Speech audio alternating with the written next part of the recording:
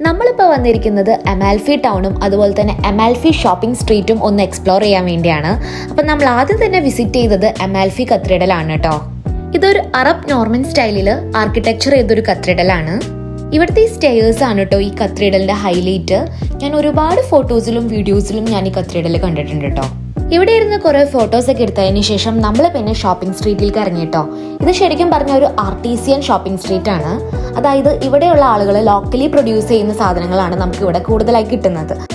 അതായത് lemon Cello, hand made ceramics, അതുപോലെ ഒരുപാട് ലെമണിന്റെ പ്രൊഡക്ട്സ് നമുക്ക് ഇവിടെ കിട്ടും. നമ്മുടെ നാട്ടിൽ നാരങ്ങ മിഠായി ഇല്ലേ, അതേ ഫ്ലേവറിലുള്ള കാൻഡീസും നമുക്ക് ഇവിടെ കിട്ടും.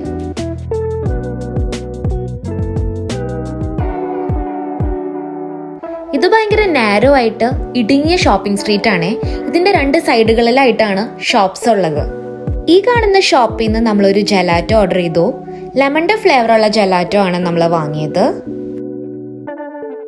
അങ്ങനെ ജലാറ്റോ ഒക്കെ ടേസ്റ്റ് ചെയ്ത് ഹാപ്പി ആയിട്ട് നടക്കുമ്പോഴാണ് നമ്മൾ അമാൽഫിന്ന് ഒരു സോവനിയർ പോലും വാങ്ങിയില്ലല്ലോ എന്ന് ആലോചിക്കുന്നത്. അങ്ങനെ നമ്മൾ ഇവിടെ ഉള്ള ഒരു ഷോപ്പിൽ കയറി.